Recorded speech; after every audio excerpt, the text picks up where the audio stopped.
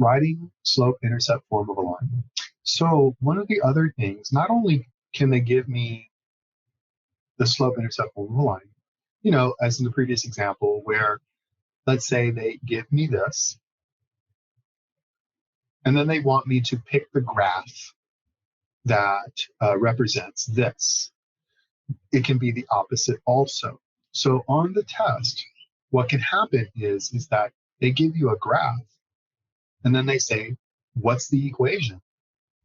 And this is all you see. So sometimes people can be a little intimidated by that, but it's really not that bad. Let me show you how you do it, okay? So here we go. So first things first, you're gonna wanna make your equation look like this, okay? And the only two things I need are the M and the B. I don't need anything else. So I already know this is gonna be here. I already know this is going to be here, and I already know those equal signs are going to be there. So if I want to, I can actually come down here and I say, what's the equation of this line? You can actually say y equals something times x, and then either a plus or a minus, depending on what the next number is. It can either be a positive number or it can be a negative number. So what I'm going to do is I'm going to go ahead and just leave it blank. And what we're going to do is we're going to start to fill it out.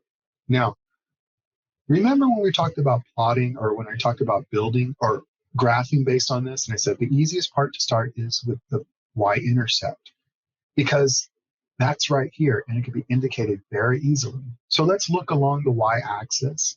Do you see where the line crosses the y-axis or intercepts it? Hopefully you say yes, I get there. Let's go ahead and put a mark on it. I see it, and it is right here. And I would say, yes, that is the y-intercept. What is that number? What is that? You would hopefully say, well, Van, that's -1.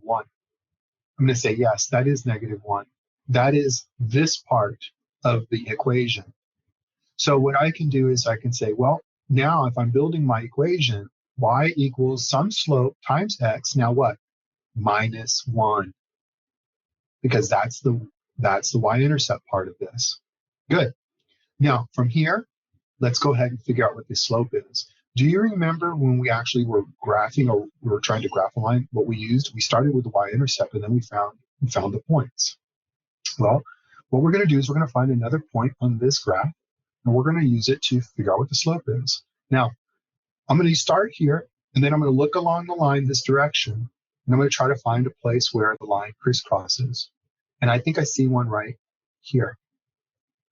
So what we're going to do is we're going to figure out what is the rise and run between those 2 points.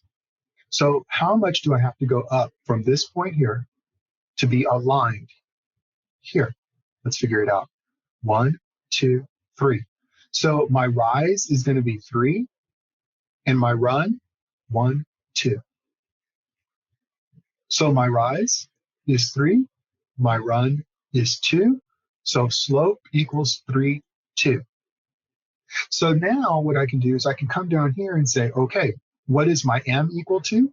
Well, my m is equal to 3, 2. So I'd say, yes, great. So what is the equation of the line? You would say y equals 3, 2, or how do they say that? 3 of 2, or 3 halves. I don't know, it's weird. Let's just say 3 of 2 times x minus 1. And that is now the equation of the line. Try it again. Look at this one. I'll help you out already.